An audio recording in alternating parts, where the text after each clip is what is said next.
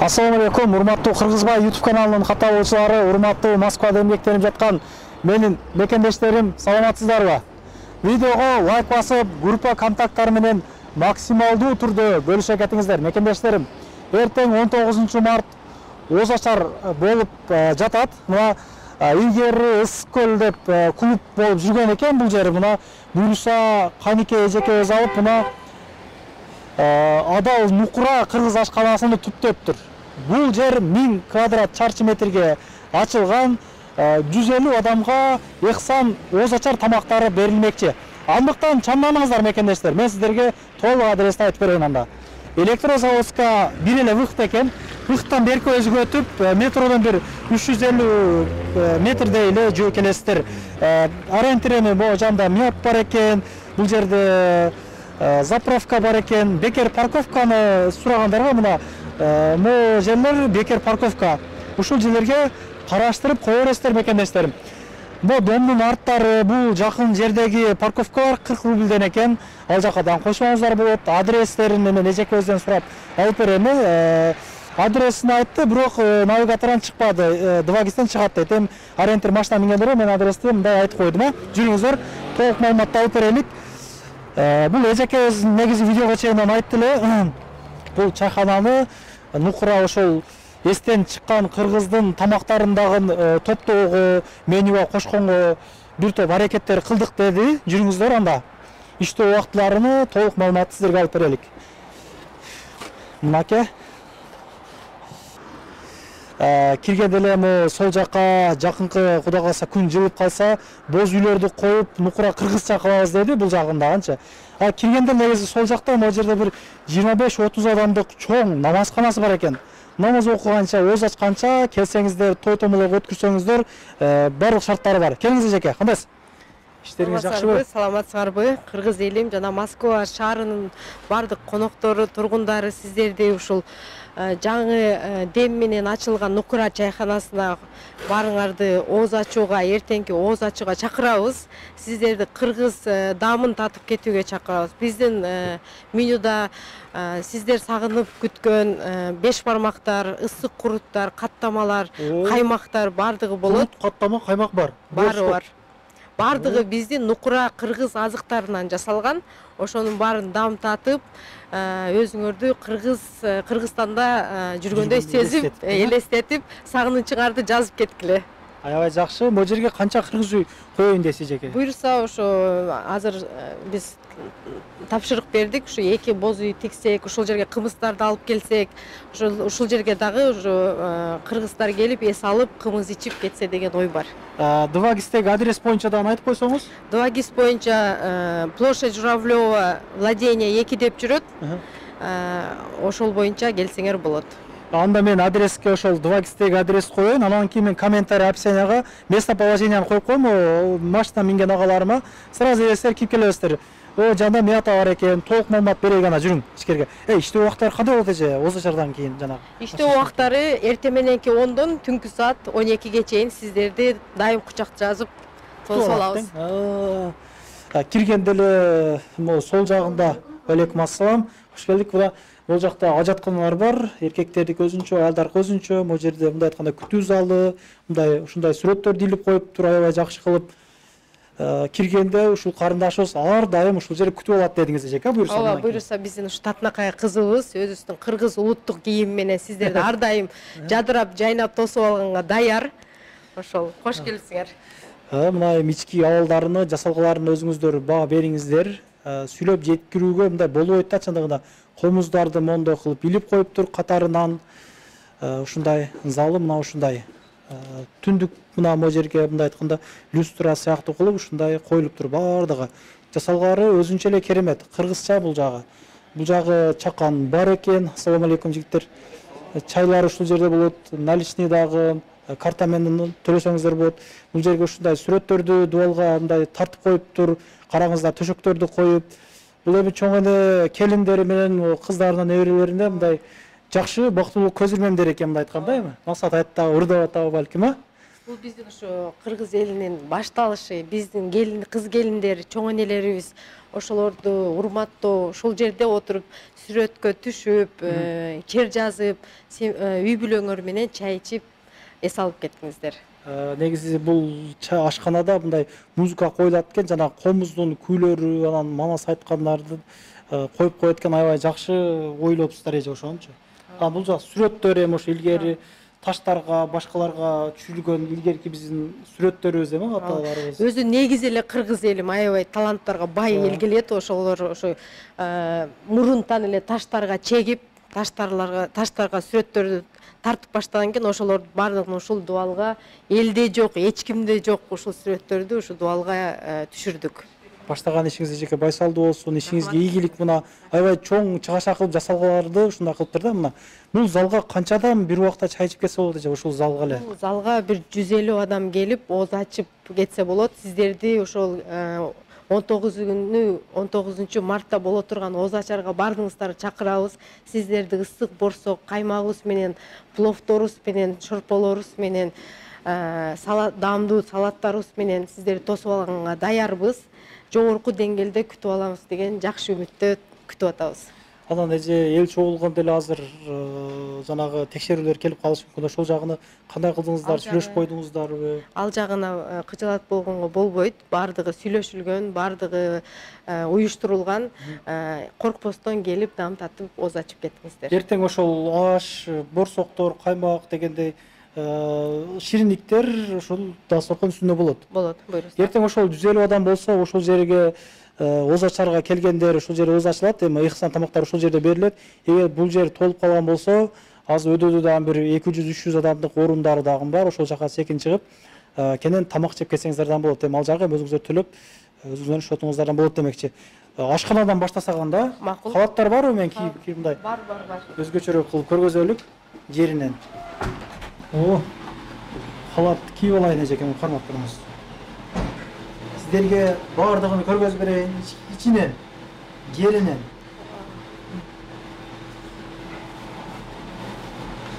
Ушу ашкана тартканда эле өзү негизи халаты жок тартасың дейт. Негизи мен ичкериге деле көп учурда кирбеймин мекендештер. Мына бул жак ошол идиш аяк жуучу жери, котломойка.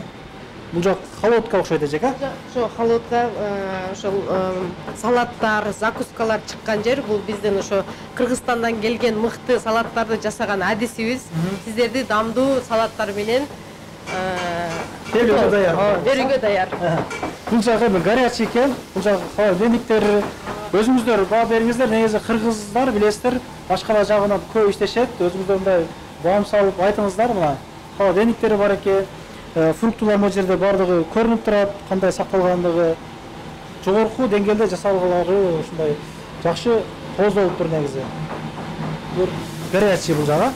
Бул жерде ошо бардыгы отто бышырылган тамак деп коет.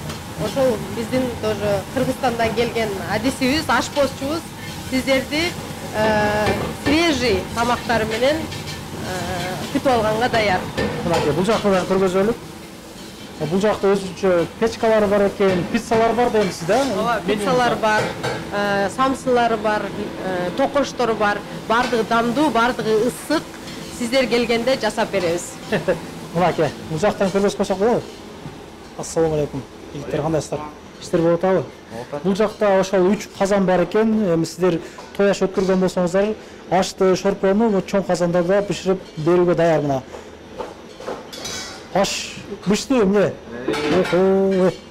Ашты өзүңүз жасайсызбы кандай? Ооба. Сиз канча жылдык стажыңыз бар? Каякта үйрөндүңүз? Качан каякта иштедиңиз? Мен немеде эле иштегем, Кыргызстанда эле иштеп Кыргызстандан келдиңиз. Жакында эле келдик. Жакшы. Эртеңкиге даярдыклар жакшыбы? Жакшы. Жетпей калды дегиле да эртең анан. Жакшы. Жеткиргиле. Ишиңизге ийгилик. Мейли, мына ушул агандар аштарды сиздерге жасап берет. Ташкентский, өзгөнский күрүчтөрдөн жасап беребиз. Каалагандай, а? Любой вид. Любой, мына аган. Сөздө жооп берген бала окшойт. Аштын эже килограмм канчадан негизи? Бизде 1 килограмм аш 2800дөн башталат. Ал жерде 1 килограмм күрүч, 1 килограмм эт, 1 килограмм сабыз кошулат. Ошону менен выходка 3 килограмм 300 грамм плов беребиз. Ал 2 табак болот. 2 табакка 8 адам жакшылап курсагын тойгузуп кетсе 3 кг болуп кетип ошондо 1 кг кошкондо. Выходко келгенде 3 кг болот. 2800 2800-ге 3 кг 300 грамм плов сатып аласыздар. Мына Сабоевадан алып келсеңиздер болот. Үйгө эртең мененки оз жабарлыкка да жесеңиздер болот экен. Караңыздар. Мына ушундай, Кудай кааласа кыргызча унутулган, мындай айтканда аталуулар, башкалар эже көп жерде негизи жок да, мындай айткандачы. Келип ушул жактан куруттарды дегенде, курут ичип, кетсе болот экен, мынакей. Мына ушундай дизайнда жасалыптыр. Эми сырттагы домиктерди көргөзөлүк эже, өзгөчө экен ошонусу. Жоро жолдош менен чакан семени дагы бир 5-10 адам болуп келсеңиздер, бул жактан аш-баш жеп, отуруп келсеңиздер болот экен. Бул жак өзгөчө. Караңыздар, бул жак эми сыртта эле эми кыргызча вариант сыяктуу, дачадагы ушундай домиктер сыяктуу ушундай 5 домиги бар экен, тапчаны сыяктуу. Не деп коелдук эже буну? Не деп айтасыңар эми силер?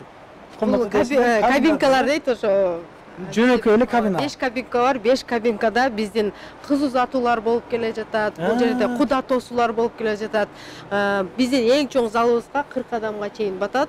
Ал жерге батпай жатсаңыздар, бизде еще банкетный залдар бар, мини залдарыбыз бар, ооба. Мына эми сиздерге кооздугу боюнча мындай көргөзөйүн, кандай удобстволор бар сиздерге, мына бардыгын эми көргөзгөн жакшы. Негизи Москвада жүрө берип, эми жерге отуруштагы көзү эсибизден чыгып калгандыр, путтар ооруйт го негизи. Мына московский экен бул жагы. Столдордо отуруп дегенде кеңири, могу кондиционерлери иштейт, мына ичи жылуу болот. Кудай кааласа жазга дагы эгер чакырып калган болсоңуз, могу жерге шашлыктарды коюп жана кылсаңызчы, эл өзү эле тартылып келет да, чынында. Ошондой жакшы ниеттер бар бул жакта. Ошо шишкебектерди, тандырларды коюп, бул жакта жумшак мороженойларды сатайын деген, балмуздактарды сатайын деген жакшы ойлор бар.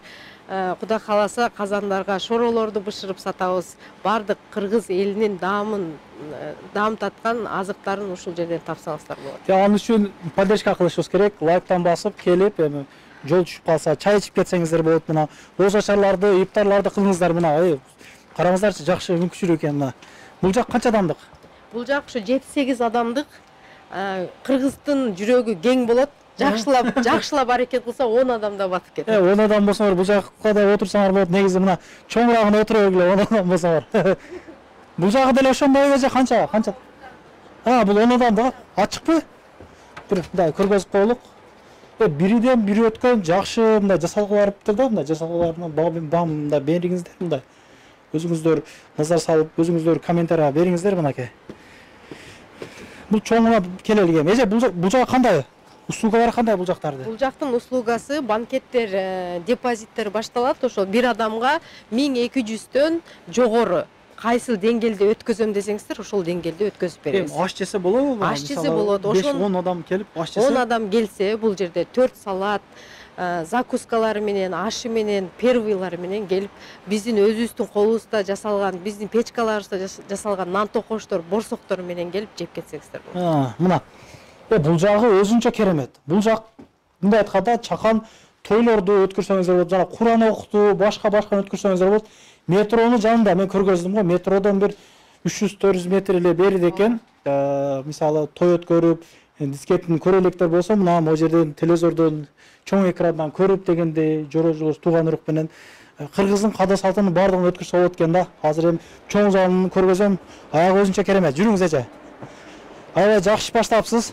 Кудай кааласа мындай нерсе негизи керек эле. Москванын ичинде, метрого жакын жерде ачылган аябай жакшы, ыңгайлуу болду. Буга чейин ачылып жүрдү эле, ошол Москвадан бир аз алысыракта, мисалы МКаттан алысыракта, метронун алыс жерлери бар эле да. Бул өзгөчө болду. Мына эжекелерибиз отуруштарды, мындай отуруш чогулуштарын түрү эле көп го.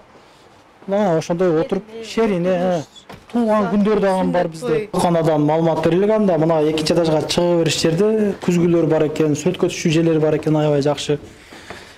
Бул жагыңыз өзүнчө панорамный экен да, могу жер эже, сырт көрүнөт. Бул жер көп элдин сүймөнчүгү, бул жерде ошо бизде шеринелер өтөт, атайын корпоративдер өтөт, өзүбүздүн музыка бар, аквариумубуз бар. Бул жакта ушу сырттардын баардыгы көрүнүп турат. Азыр кыш болгонго карата эшикте жакшы болбой жатат. Бул жерде бактарактарыбыз аябай көп болот жазда. Аябай жакшы бит болот. Бул жерде бардык түрүн жасайбыз. Той тамашанын бардык түрүн. Бул жерде бардык условия бар. Кабинкада отурам десеңиз, кабинкада отурсаңыз болот. Бул жерде отурам десеңиз, бул жерде отурсаңыз, чоң той өткөзөм десеңиз, биздин чоң той банкеттерге өткөзөңүз. Жок, биз чайханада отуруп, семьябыз менен чай ичип, эс алып кетебиз. Нукура кыргыз элинин даамын татып десеңиз, анда биздин чайханада отуруп чай ичип кетсеңиз болот. Мына эжекем мындан аябай жакшы сүйлөйт экен негизи. Мына караңыздар, аябай чоң тойлорду өткөргөнгө мүмкүнчүлүктөр бар экен. Бул жагы өзүнчө эле бир 150 адамга чейин адам отуруп той өткөзсө болот могу жакта өзүндө. Ошол бизде ошо кыргыз элдин ниети жакшы болсо 200ге чейин батырса болот. Биздин атайын столдорду коюп, дополнительный столдорду коюп, жогорку деңгээлде тоже өткөзүп беребиз. Тоже бааларын сүйлөшсөк болот. 1200дөн башталат. Калганын баары сүйлөшөбүз. Коюн десе коюн бышырып беребиз. Жылкысын десе жылкысын десе жылкысын. Мынаке аппаратуралар бардыгы даяр, мынаке турат.